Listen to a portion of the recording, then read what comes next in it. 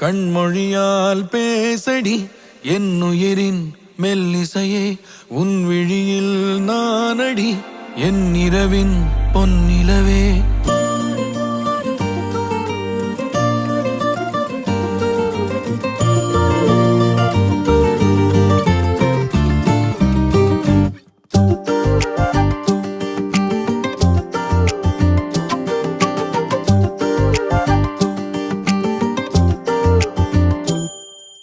கண்மொழியால் பேசடி